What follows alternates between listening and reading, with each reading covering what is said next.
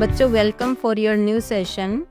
Hopefully आपका 9th के exams अच्छे गए होंगे और रिज़ल्ट भी अच्छा ही आएगा और आपको कुछ समय का रेस्ट भी मिल गया होगा। तो आज से हम 10th क्लास इंग्लिश सिलेबस के बारे में कुछ देखते हैं। सबसे पहले आपको बता दूं कि 10th में इंग्लिश में 2 बुक्स हैं। एक बुक का नाम है फर्स्ट फ्लाइट और दूसरी है फुटप्रिंट्स विदाउट फीट। तो आज से हम फर्स्ट फ्लाइट के चैप्टर 1 के बारे में डिस्कस करेंगे। उसके मेन पॉइंट्स से समरी और की पॉइंट्स के साथ चैप्टर को समझने की कोशिश करेंगे।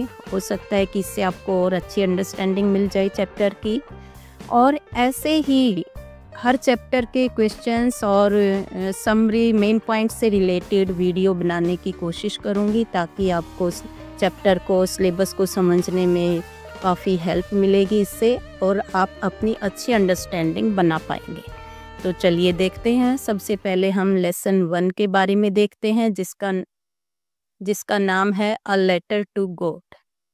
हमारा lesson 1 a letter to God G L. Fuentes ने लिखा है और इसमें एक किसान के बारे में समझाने की कोशिश की गई है कि कैसे एक एडवर्स सिचुएशन में भी वो अपने विश्वास को नहीं छोड़ता है। उसे विश्वास है कि चाहे कंडीशन जितनी भी खराब हो लेकिन भगवान हर किसी की मदद ज़रूर करते हैं।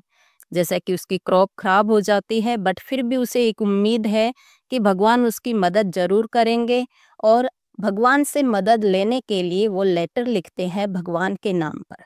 तो चलिए देखते हैं। It is said that faith can move mountains.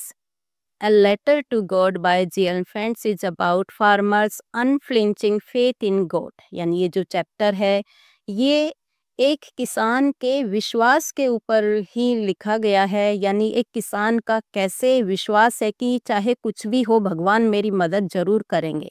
और जैसा कि एक थॉट भी है कि जो फेथ है वो माउंटेन को भी मूव कर सकता है। और आगे देखिए, the story makes the readers think how faith is like a ray of hope in a distressful situation as well as it also highlights how blind faith can cloud one sense of reasoning and logic. इसमें दोनों चीज़ें देखने को मिलेंगी। एक तो क्या है कि उसे इतना विश्वास है कि भगवान उसकी मदद करेंगे ही करेंगे चाहे मेरी कंडीशन कैसी भी है। दूसरा क्या है कि जो हमारा ब्लाइंड फेथ होता है या कहीं पर हमें जब भ्रम हो जाता है तो वो कैसे हमारी सेंस ऑफ रीजनिंग और लॉजिक को ख़त्म कर देता है। यानी कोई चाहे हमारा अच्छा कर रहा है बट उस टाइम पर जो हमारा थॉट है वो उस अच्छाई को नहीं देखता, वो जो हम सोच रहे उसी को देखता है। It brings out beautifully the simplicity and innocence of a hardworking farmer who is untouched by the world around him. जो फार्मर है काफ़ी हार्डवर्किंग है और दुनिया में जो चल रहा है उसे उसको कुछ लेना देना नहीं है।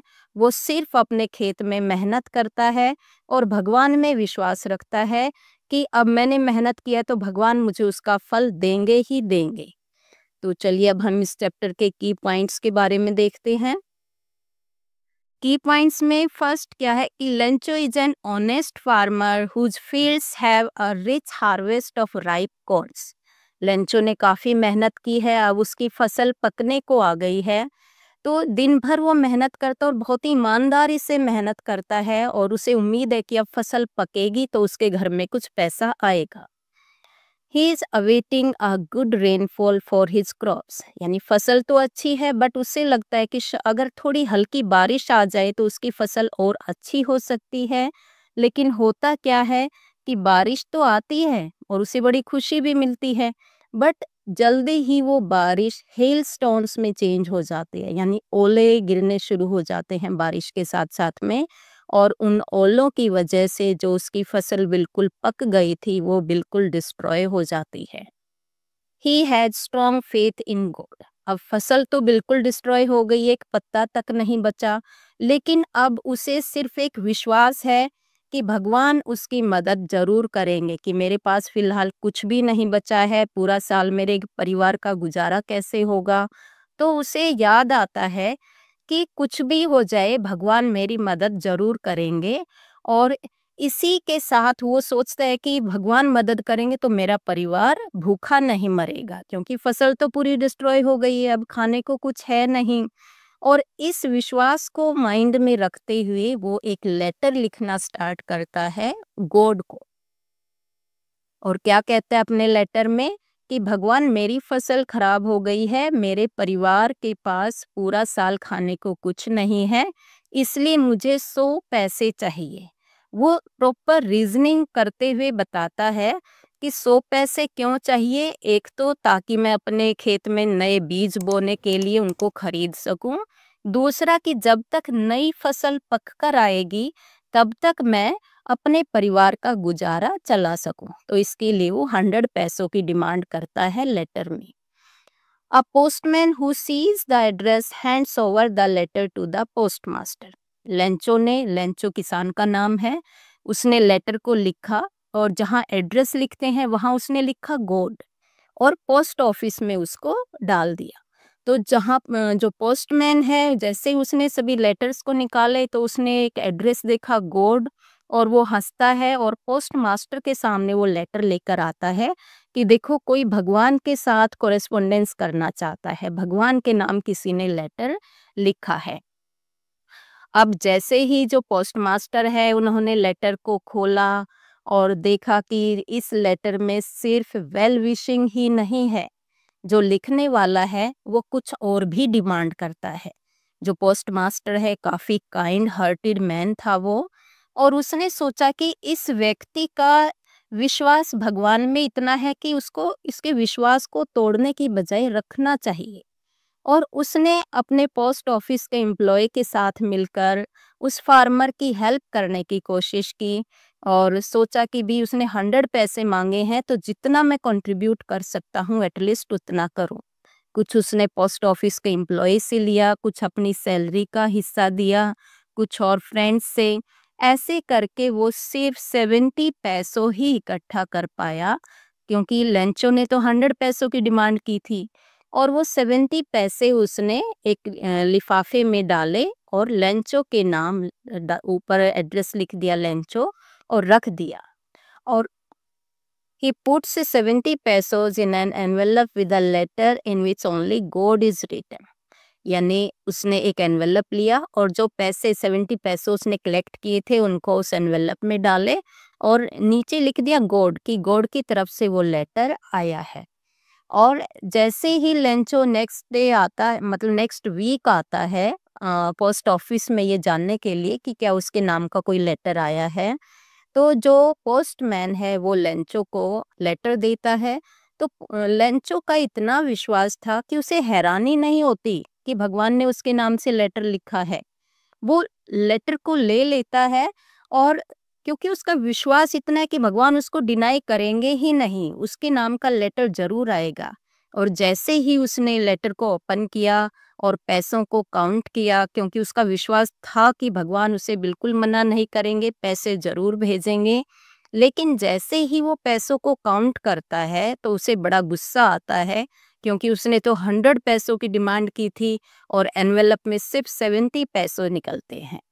He believes that the post office employees have taken the 30 pesos।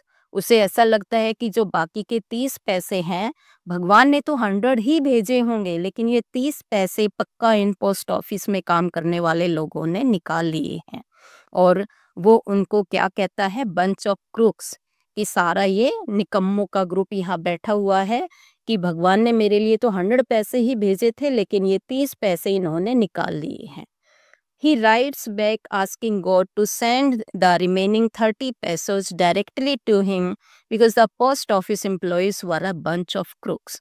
उसने एक लेटर और लिखा और कहा कि भगवान, मुझे 30 पैसों की सख्त ज़रूरत है, ये 30 पैसे मुझे ज़रूर भेजो, लेकिन इस बार पोस्ट ऑफिस के थ्रू नहीं भेजना, डायरेक्टली मेरे पास ही भेजना, क्योंकि जो ये पोस्ट ऑफिस के वर्कर हैं ये सारे बंच ऑफ क्रूक्स हैं, ये चोरी करते हैं। और इस तरीके से उसने इस सोचते हुए नेक्स्ट लेटर लिखा। अब हम इस चैप्टर में जो आयरनी दी गई है उसके बारे में बात करेंगे। देखिए, एक तरफ से देखा जाए तो जो पोस्टमैन है वो इतना काइंड हार्टेड इंसान था, उसने लेंचो की ज़रूरत के टाइम पर मदद करने की कोशिश की, इधर-उधर से लोगों से पैसा इकट्ठा किया और इन रिटर्न उसको क्या सुनने को मिला कि वो तो बंच ऑफ क्रूक का एक मेंबर है। तो यही आयरनी इस चैप्टर में दिखाई गई है कि एक तरफ से ज़रूरत के टाइम पर मदद की गई लेकिन उसी को बुरा बताया गया। तो आयरनी देखिए क्या है स्टोरी में। The story a letter to God ends with an irony. On receiving 70 pesos, Lencho is angry and so writes back to God demanding the remaining 30 pesos. यानी जो पोस्ट ऑफिस के वर्कर हैं सभी ने मिलकर हेल्प की और लेंचो ने उन्हीं को बुरा भला बोल दिया और उनको उनकी शिकायत करते हुए भगवान को उसने एक लेटर और लिखा और उसमें कहता है कि ये 30 पैसे मुझे डायरेक्ट भेजो, क्योंकि पोस्ट ऑफिस के थ्रू भेजोगे तो ये ज़रूर फिर से यहाँ काम करने वाले लोग उसको निकाल लेंगे। तो यही आयरनी इसमें दिखाई गई है। और आयरनी को ही आगे देखते हुए क्या कहते हैं, irony lies in the fact that the money received by Lencho was a contribution made by the same post office staff whom Lencho believes are a bunch of crooks. Irony का मतलब होता है कि अपोजिट मीनिंग शो करना। अब यहाँ पर post office worker बड़े अच्छे से एक ज़रूरत के टाइम पर उसकी मदद करने की कोशिश कर रहे हैं, लेकिन लेंचो उन्हीं को भला बुरा कह रहा है। तो यही आयरनी इसमें दिखाने की कोशिश की गई है। और इस तरीके से जो हमारा चैप्टर है lesson 1 a letter to God एक अनएक्सपेक्टेड एंड अम्यूजिंग वे में ख़त्म हो जाता है, यानी इसका एंड हो जाता है। एंड में यही आयरनी दिखाई गई है कि कैसे जब अच्छा किया जाता है लोगों के साथ में तो जो उनकी थॉट है, उनकी रीजनिंग है, उसको अपनी तरीके से कैसे समझती है। होपफुली ये चैप्टर की समरी आपको समझ आई होगी। अपना फीडबैक कमेंट सेक्शन में ज़रूर दीजिए और नेक्स्ट वीडियो इससे रिलेटेड क्वेश्चन आंसर की बनाई जाएगी। So stay connected.